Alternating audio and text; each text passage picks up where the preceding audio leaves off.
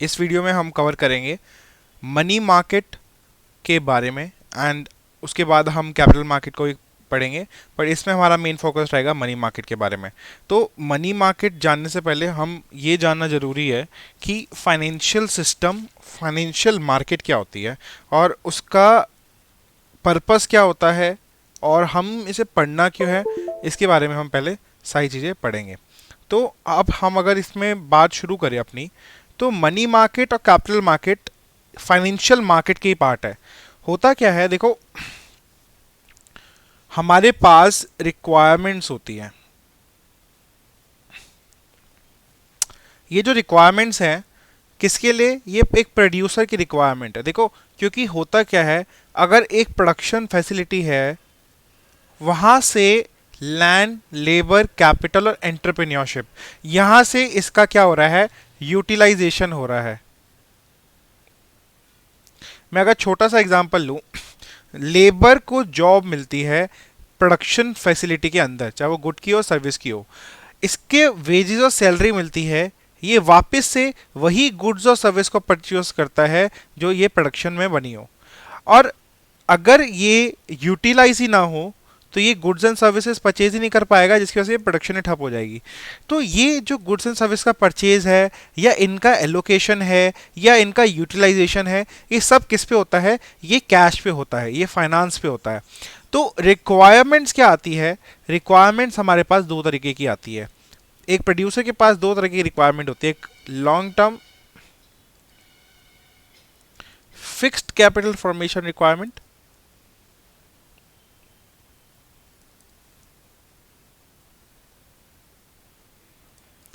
और short term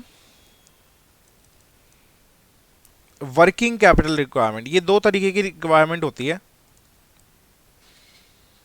देखो, long term fix capital requirement का क्या है कि जो डेली बेसिस पे आपको चाहिए, जैसे वेजेस देनी है या रॉ मटेरियल लेके आना है, तो ये क्या होती है, ये आपके डेली बेसिस की जो नीड होती है, डेली बेसिस की जो एक्टिविटी होती है, उसके लिए आपको जो चाहिए होता है वो लॉन्ग टर्म में आती है। ठीक है। अब एक बात यहाँ पे और आती है कि अगर हमने लॉन्ग टर्म ले लिया, ये यूज़ किस लिए होती है, सॉरी वो शॉर्ट टर्म को बता रहा था मैं, जो डेली नीड्स की होती है। लॉन्ग टर्म में आती है जो आपको सालों साल चले, जो आपका लॉन्ग टर्म में कौन सी आती है, जो आपकी सालों साल चले, लाइक मशीनरी ले ली जिसकी एक बारी कॉस्ट आती है फिक्स कैपिटल के लिए, वर्किंग कैपिटल जो डेली रिकरिंग बेसिस पे आपके पास आती है। ठीक है। तो अब ये पैसा उठाया गया से जाए, लॉन्ग टर्म के लिए होता है हमारे पास कैपिटल मार्केट,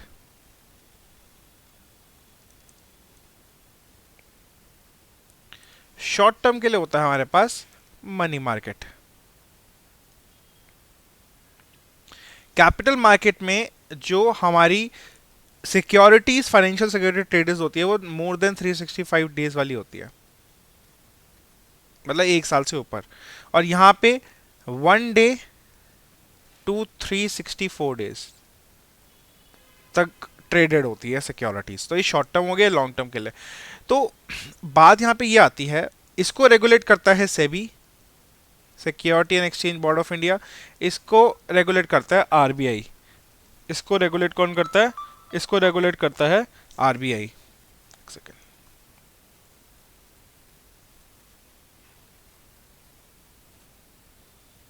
तो इसके अंदर हम बात कर रहे थे कि हमारे पास इसको आरबीआई कंट्रोल करता है और इसको सेबी कंट्रोल करता है। अब एक यहाँ पे एक बात जरूरी आती है कि हमें जो long term fix capital formation के इंस्ट्रूमेंट्स क्या है और short term fix capital formation के इंस्ट्रूमेंट क्या है, वो हम पढ़ेंगे मनी मार्केट में या कैपिटल मार्केट में। इसको हम आगे सो इसमें हमें और क्या देखना है, इसमें हमें देखने हैं इंस्ट्रूमेंट्स, क्योंकि यही जो इंस्ट्रूमेंट्स हैं, हम जो इंस्ट्रूमेंट देखेंगे, इंस्ट्रूमेंट्स की ही हम क्या करते हैं, ट्रेडिंग करते हैं, और उसी के हिसाब से हमारा क्या होता है, मनी का सर्कुलेशन होता है। अब हम जब फाइनेंशियल सिस्टम की बात करते हैं, फाइनेंशियल सिस्टम इन दोनों मार्केट का क्या है, एक कॉम्बिनेशन है। फाइनेंशियल सिस्टम में फाइनेंशियल इंस्टीट्यूशन और फाइनेंशियल मार्केट दोनों साथ में मिलके फाइनेंशियल सिक्योरिटीज को ट्रेड ऑफ करते हैं फॉर रिक्वायरमेंट फुलफिलमेंट के लिए। ठीक है। तो हम इस पर्टिकुलर वीडियो के लिए हम जो पढ़ रहे हैं that is money market, that is money market. Money market deals with short term working capital requirement control by RBI, duration is 1 day, एक एक दिन की भी होती है, टू 364 डेज, 365 नहीं 364 लेते हैं इसमें। अब इसमें है क्या, कुछ इंस्ट्रूमेंट्स हैं। अब इसमें बैंक्स होते हैं, मोस्टली बैंक्स होते हैं, आरबीआई आता है, गवर्नमेंट आती है, और बड़े फाइनेंशियल इंस्टीट्यूशंस आते हैं। हम जैसे स्मॉल रिटेलर इसमें नहीं आते, जो रिटेलर स्टेक होल्डर्स होते हैं वो नहीं होते। वैसे अब ट्रेजरी बिल्स भी स्मॉल रिटेलर्स के लिए खुल रहा है, बट इसका जो क्रक्स पार्ट है दैट इज यहाँ पे बड़े जो फाइनेंशियल यूनिट्स होती हैं, जैसे ऑल इंडिया फाइनेंशियल इंटरमीडियरीज हो गई, बड़े उद्योगपति हो गए, या गवर्नमेंट्स हो गई, स्टेट गवर्नमेंट्स हो गई, बैंक्स हो गए, उसमें यहाँ पे मोस्टली डील करते हैं। तो इससे पहला इंस्ट्रूमेंट अगर मैं बात करूँ तो वो आता है रेपो रेट। ये आता है लिक्विडिटी एडजस्टमेंट फैसिलिटी के अंदर।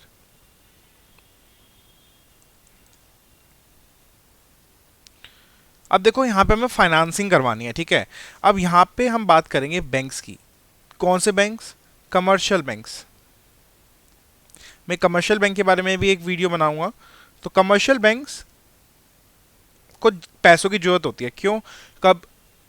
जब डिपॉजिट्स का विड्रॉल ज़्यादा हो, या कभी कोई कोई भी काम आ सकता है, ब्रांच ओपनिंग हो, ब्रांच एक्सपेंसेस हो, सैलरी देनी हो, तो कमर्शियल बैंक के पास भी क्या होना चाहिए, फंड की रिक्वायरमेंट पड़ती रहती है। तो कमर्शियल बैंक मोस्टली क्या करती है, अब कमर्शियल बैंक्स के पास पता क्या होता है, कमर्शियल बैंक्स के पास होती हैं बहुत सारी गवर्नमेंट सिक्योरिटीज़। ये जी सेक जो होती है, कोलेट्रल सिक्योरिटीज जो बोलेंगे, इसको ट्रेजरी बिल्स बोलते हैं। ये मैं आगे कवर कराऊंगा कि ट्रेजरी बिल्स होती क्या है और कैसे ये फंडामेंटल इनके काम करते हैं। तो ये क्या करते हैं, इन आरबीआई से लेते हैं लोन।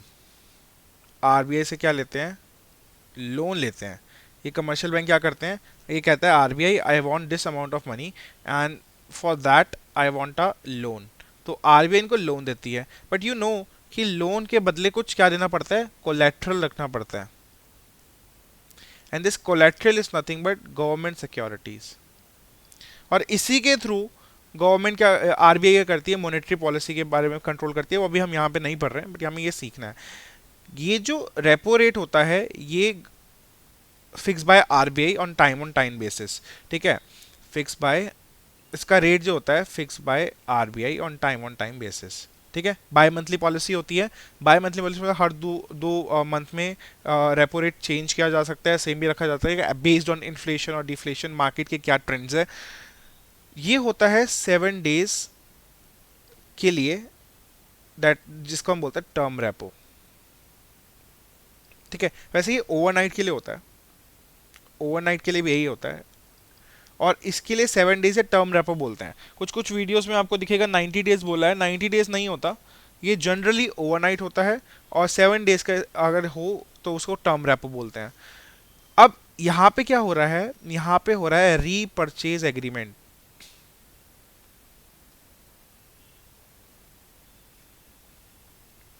आप यहाँ पे देखो, यहाँ पे एज अ सेल ऑफ किया है एक गवर्नमेंट सिक्योरिटीज बदले में लोन।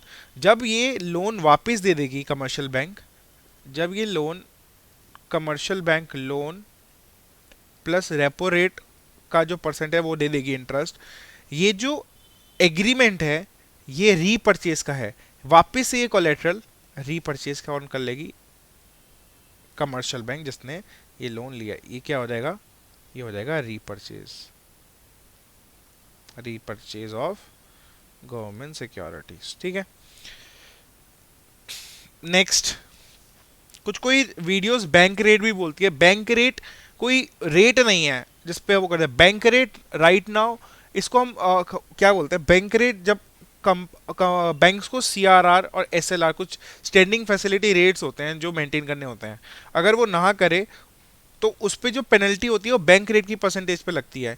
कभी कभी कमर्शियल बैंक को डिस्काउंट कराने होते हैं कमर्शियल पेपर्स जो बिल्स ऑफ एक्सचेंज जो होते वो आगे री डिस्काउंट करवा सकते हैं, डिस्काउंटिंग को री डिस्काउंट करवा सकते हैं, तो वो जो परसेंटेज चार्ज करता है आरबीआई, तो वो बैंक रेट पे लगता है। Bank rate as a money market instrument नहीं है, ठीक है, वो नहीं है। तो ये भी हमारा क्लियर हो गया। एक सेकेंड,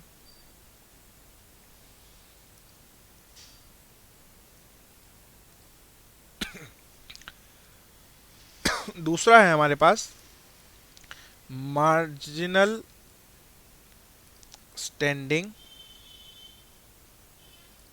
फैसिलिटी। ये क्या होता है यार, इसको ना मैं इसी में ही बता देता हूँ। कभी कभी क्या होता है, कभी कभी ये भी लिक्विडिटी एडजस्टमेंट फैसिलिटी के अंदर है, ये भी ओवरनाइट होता है। कभी कभी अगर पैसा कम पड़ लग जाए, अ, इससे पैसा कम पड़ जाए, ठीक है, रिक्वायरमेंट आपकी ज़्यादा है, आपका ये लोन से पूरा नहीं हो रहा, तो आप एक एमएसएफ फैसिलिटी ले सकते हो आरबीआई से ही, जो आपको ओवरनाइट पैसा दे सकता है। इसका जो रेट होता है ये रेपो प्लस परसेंटेज होता है। ये परसेंटेज फिक्स करती रहती है, रेपो प्लस 2% 3%, ये आरबीआई फिक्स करती रहती है, ठीक है। तो रेपो से ऊपर इसका रेट होता है। थर्ड इसमें आता है ट्रेजरी बिल्स। या ट्रेजरी बिल्स को मैं बाद में पढ़ाऊंगा, पहले मैं आपको कंपनी का बताता हूँ। आरबीआई का बैंक्स का हो गया, अब कंपनियां कैसे पैसा उठाती हैं। तो एक आता है हमारे पास सर्टिफिकेट ऑफ, अच्छा अभी बैंक का ही चल रहा है, सर्टिफिकेट ऑफ डिपॉजिट्स। अच्छा, ऐसा थोड़ी ना है कि मार्केट में सिर्फ आरबीआई या बैंक के लिए, हो सकता है मुकेश अंबानी या बड़े बड़े उद्योगपति या फाइनेंशियल इंस्टीट्यूशन से ही पैसा उठा सके। भाई जहां उनको रेट कम मिलेगा वहीं पे मिलेगा, और सब चाहते हैं कि बैंक को पैसा दे, क्योंकि बैंक क्या है, एक ऐसी चीज है जो डूब नहीं सकती यार, क्योंकि डूब तो सकती है बट हमारा आरबीआई इतना स्ट्रांग है ना, वो डूबने नहीं देगा उनको। तो बैंक इस टाइम इंडिया में बहुत मजबूत है। जैसे हम देखते हैं एसवीबी बैंक है या जूश बैंक है, क्रेडिट स्वीज है, डूबने के इसके आ रहे कगार बेजल नॉर्म 3 के आने के बाद भी, बट हमारे इंडिया में बैंकों की पकड़ इतनी मजबूत है due to the due diligence of RBI, कि बैंक का डूबना इंडिया में इज़ वेरी हार्ड। सो ये पॉइंट बहुत ज़रूरी है, and we will be covering this point specifically in our podcast which will be coming on next Saturday. मैं पॉडकास्ट बना नहीं पा रहा क्योंकि एग्जाम्स हैं, उसकी वजह से मैं पॉडकास्ट नहीं बना पा रहा हूँ, but soon you will see regular podcast on the video on the channel itself. So अब हम बात करेंगे सर्टिफिकेट ऑफ डिपॉजिट की, ठीक है। तो ये क्या होता है, सर्टिफिकेट ऑफ डिपॉजिट क्या है, ये होता है एक सेविंग सर्टिफिकेट। ये क्या होता है, ये होता है एक सेविंग सर्टिफिकेट, ठीक है। सेविंग सर्टिफिकेट होता है। अब ये दिया क्यों जाता है ये मैं आपको थोड़ा सा क्लियर अप कर देता हूँ, ठीक है। तो सेविंग सर्टिफिकेट जो है ये आरबीआई देती क्यों है, और सॉरी कमर्शियल बैंक इशू क्यों करती है, रीज़न वही है कि पैसा उठाना है। तो सेविंग सर्टिफिकेट काम कैसे करता है, इसकी एक फिक्स मैच्योरिटी होती है,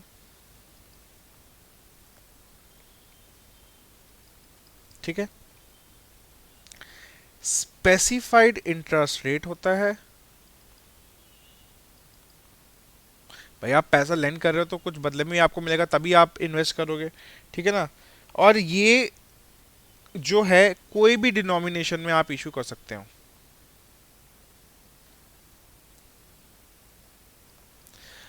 अब यहाँ पे एक बात आता है, कुछ कुछ बुक्स में आपको 5 लाख रुपीज ही मिलेगा इसमें, तो वो भी गलत नहीं है, बट जो अभी मॉडल के हिसाब से है, दैट इज कोई भी डिनोमिनेशन में ये इशू कर सकते हो, ठीक है। ये भी हमारा क्लियर हो गया।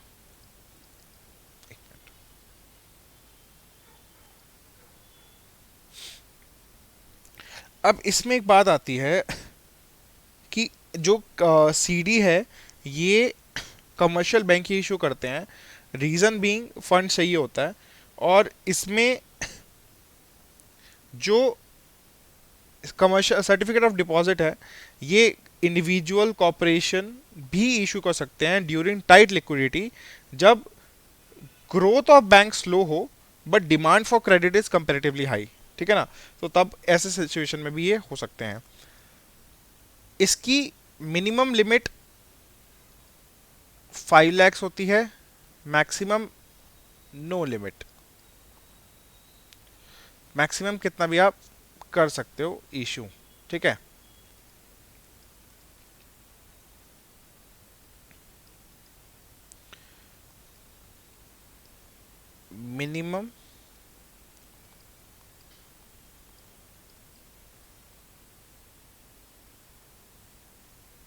Maximum no limit. इसकी ड्यूरेशन होती है, बैंक्स अगर इशू करे तो मिनिमम 7 डेज, मैक्सिमम 364 डेज।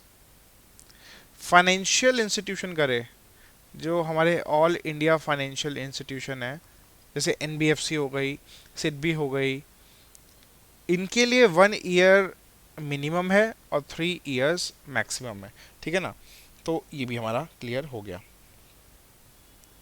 हमारे पास फिर आते हैं कुछ और इम्पोर्टेंट, जो कि है कमर्शियल पेपर, बहुत ही इम्पोर्टेंट। 4th नंबर पे आता है कमर्शियल पेपर।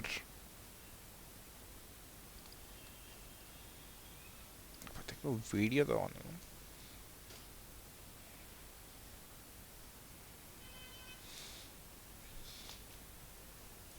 कमर्शियल पेपर ये कौन इशू करता है? ये कंपनीज, इंस्टीट्यूशंस, कंपनीज इशू करती है। पर इसमें भी क्या है, कुछ रूल्स हैं जो हम पढ़ेंगे। तो इसमें क्या है, इसमें इशू करने के लिए पहली बात, सबसे पहली बात ये क्या है, ये अनसिक्योर्ड इन नेचर होते हैं। ये क्या होते हैं? अनसिक्योर्ड इन नेचर होते हैं। तो इसमें हम पढ़ेंगे कि, तो इसमें अगर हम बात आगे देखें, जो हमारे पास कमर्शियल पेपर होते हैं, कमर्शियल पेपर इंस्टीट्यूशन या कंपनीज जब लिक्विडिटी क्रंच हो तब इसको इशू करती हैं। ये क्या होते हैं? ये अनसिक्योर्ड होते हैं। सबसे पहली बात, अनसिक्योर्ड मतलब कोई सिक्योरिटी इशू वो नहीं होती, अनसिक्योर्ड होते हैं। जब भी किसी को एक पैसा चाहिए, कि पैसों की जरूरत होती है कंपनी को, तो वो ये इशू करती है। एक मनी मार्केट इंस्ट्रूमेंट होता है, that means less than 1 year होता है। ये highly rated, highly rated corporates जो होते हैं, जो बड़ी बड़ी कंपनियां होती है। अभी एक हाईली रेटेड का क्या मतलब है? जिसके पास मिनिमम AA रेटिंग, ये रेटिंग कंपनी जो होती है वो देती है। तो कम रेटिंग हो फ्रॉम क्रेडिट रेटिंग एजेंसी, जैसे हमारे सिविल स्कोर होते हैं ना, वैसे ही कॉरपोरेशंस के ऐसे ए ट्रिपल ए ट्रिपल ए होते हैं। तो जो रेटिंग एजेंसी है वो इनको रेट करती है इनके पास एक्सपीरियंस के हिसाब से, या इनकी कैसी नेटवर्थ है, या बैलेंस शीट कितनी हेल्दी है उसके हिसाब से। ठीक है ना। शॉर्ट टर्म इन नेचर, इसमें तो कोई बात ही नहीं है, शॉर्ट टर्म की बात कर रहे हैं। शॉर्ट टर्म,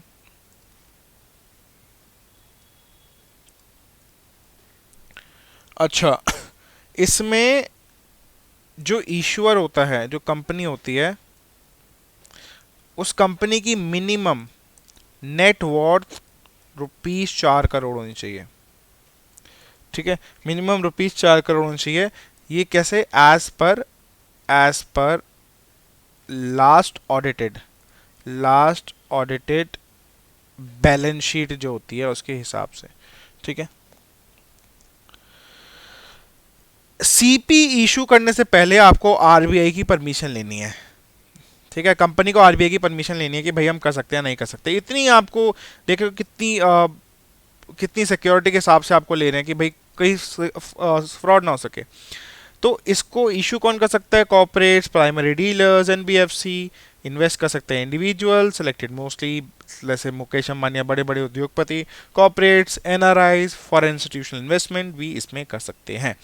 इसकी जो मैच्योरिटी होती है 15 डेज या 1 ईयर, ये पहले हुआ करती थी। Now it is same 7 days और 365 डेज, जो ऊपर 364 डेज जो हमने ऊपर पढ़ा था सर्टिफिकेट ऑफ डिपॉजिट में, same as in the banking concern. क्योंकि उसमें क्या बोलते थे उसको, इंस्टीट्यूशनल इन्वेस्टर की अलग थी। ठीक है, उसमें इंस्टीट्यूशनल इन्वेस्टर्स जो थे, जो ऑल इंडिया इंस्टीट्यूशनल इन्वेस्टर्स थे, उनकी जो थी वो अलग थी। क्या था उसमें? उसमें अलग था 1 ईयर और 3 ईयर। ठीक है, तो वो बात देखने वाली है, बाकी तो इसमें ज़्यादा कुछ है नहीं। ठीक है,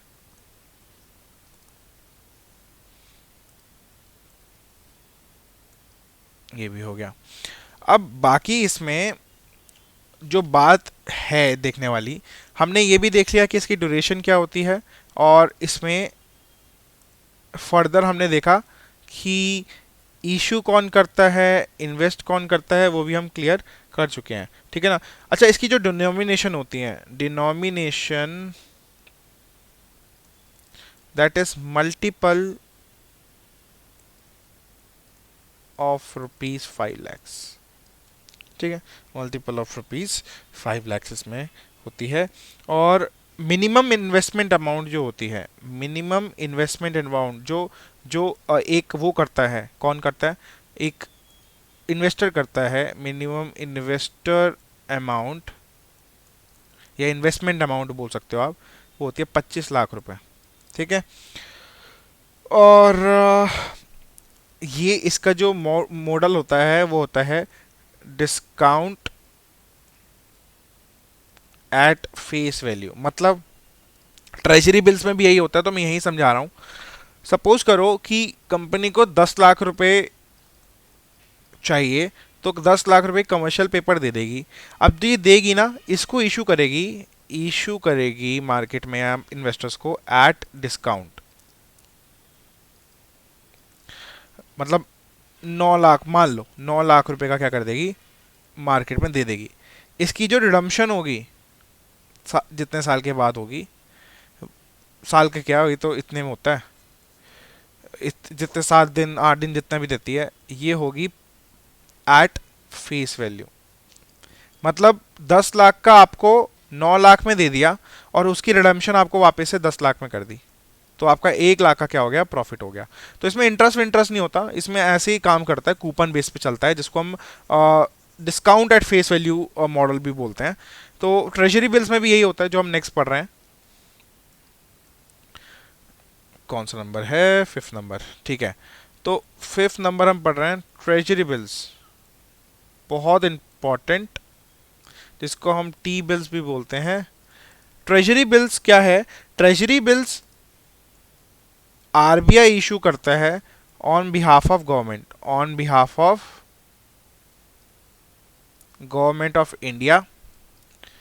ये शॉर्ट टर्म होते हैं, इसमें 91 डेज, 182 डेज, 364 डेज के क्या होते हैं, टी बिल इश्यू होते हैं। ऑक्शन होता है इसका, जो सबसे कम बोली लगाएगा उसको परसेंटेज वही मिल जाएगा, वो होता है। इसमें इंटरेस्ट का परसेंटेज होता है, पर ये कूपन बेस पे ही चलता है, डिस्काउंट पे इश्यू और फेस वैल्यू पे रिडीम। ऑक्शन होता है एनडीएस पे, जिसको हम बोलते हैं इसको हम बोलते हैं, एक सेकेंड, एनडीएस पे इसका negotiable dealing system, negotiable dealing system पे इसको ऑक्शन किया जाता है, और इसको गवर्नमेंट ने इंट्रोड्यूस करती है आरबीआई की कंसल्टेशन पे, ठीक है ना। और इसमें क्या होता है, इसमें एक और आया, जैसे 91 डेज हो गया, ठीक है ना। एक बात और प्लस की बता रहा हूँ, एक इसमें एक सीएमएस करके आता है, cash management bill, CMB, cash management bill. अगर ये होता है लेस देन 91 डेज के लिए, भाई जरूरी थोड़ी ना है कि 91 डेज के लिए चाहिए, लेस देन 91 डेज के लिए CMB, cash management bill, in consultation of RBI government issue करती है, ठीक है ना, इंट्रोड्यूस करती है, बट काम तो सारा आरबीआई करती है on behalf of government. So we can say that RBI acts as the government to the bank. ये हमने आरबीआई के फंक्शन में भी हमने पढ़ा है। तो इसमें जो मल्टीपल होता है वो होता है मल्टीपल ऑफ 25,000 के मल्टीपल पे हम ये इशू होता है, ठीक है ना। और वही बताया, इंटरेस्ट नहीं होता है इसमें, डिस्काउंट पे इशू होता है, और redeemable eight face value. Treasury bills are promissory notes and bearer instrument. That is, the person holding the instrument has the right over instrument, same as currency notes. So ये बहुत liquid होते हैं, बहुत save होते हैं, unsecure जरूर होते हैं, बट गवर्नमेंट इसमें बैक करता है, तो इट्स वेरी सिक्योर। ये ट्रांसफरेबल बहुत इजी होते हैं, you can transfer it very easily. So bearer instrument है, जिसके हाथ में है उसका हो जाएगा ये। ऐसा नहीं कि मेरे नाम पे ही है तो मैं ही उसको यूज कर सकता हूँ, मैं किसी को फॉरवर्ड कर दूँ तो वो उसका हो जाएगा, बियरर इंस्ट्रूमेंट है, ठीक है ना, जैसे हम चेक में पढ़ते हैं। So it is freely transferable in nature. Last हमारा बचता है जो स्टेट गवर्नमेंट्स करती है, जिसको हम बोलते हैं ways and means transfer, ways and means transfers. कभी कभी स्टेट गवर्नमेंट या सेंट्रल गवर्नमेंट को क्या चाहिए होता है, फंड चाहिए होता है। कभी कभी क्या बहुत जरूरी चाहिए होती है, फंड चाहिए होते हैं इकोनॉमिकल इंफ्रास्ट्रक्चर डेवलपमेंट और सोशल इंफ्रास्ट्रक्चर डेवलपमेंट। तो ये फंड जो है मोस्टली टैक्स से पूरा नहीं हो सकता क्योंकि डेवलपिंग इकोनॉमी है। तो ये किसकी हेल्प लेते हैं, आरबीआई की। आरबीआई इनको चार्ज करता है रेपो रेट पे, और ये होता है 90 डेज के लिए। कभी कभी अगर इस पे ज्यादा पैसा चाहिए हो तो वो होता है ओवरड्राफ्ट। ओवरड्राफ्ट रेपो +2% का होता है, ठीक है ना।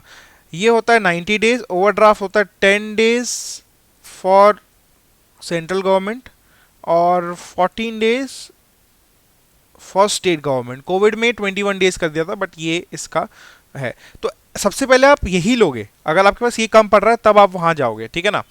तो ये था हमारे पास मनी मार्केट के इंस्ट्रूमेंट्स। इसके अलावा मोस्टली अगर आप देखना चाहो कमर्शियल बिल है।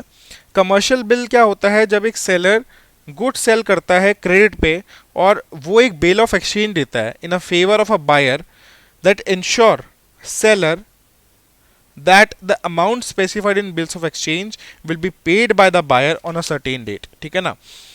अगर पर जैसे आपने सामान किसी से ले लिया सेलर से, आपके पास पैसा नहीं है, आप उसमें एक बिल ड्रॉ कर दोगे, बिल ऑफ एक्सचेंज को बोलते हैं, ये मनी मार्केट के इंस्ट्रूमेंट है, ठीक है ना, लीगल है। उस पर नाम, डेट, पैसा, कंसिडरेशन सब लिख दोगे और आप बोल दोगे मैं इस डेट को आऊँगा, फॉर्मेट होता है इसका। अब मैं एज अ सेलर वेट भी कर सकता हूँ, मैं इसको आगे डिस्काउंट भी करवा सकता हूँ बैंक पे जाके, बैंक इसको आगे और री डिस्काउंट करा सकता है, और उसका जो परसेंटेज चार्जेस कटेगा मुझे भी परसेंटेज चार्जेस देना पड़ेगा बैंक को भी आगे देना पड़ेगा अगर वो आरबीआई से करवाना चाहे। वो बैंक जो आरबीआई चार्ज करेगा होता है बैंक रेट। तो बैंक रेट जो मैं बोल रहा था ये री discounting of bills of exchange में काम आता है। अच्छा, बहुत इंपॉर्टेंट 3 चीजें रह गई।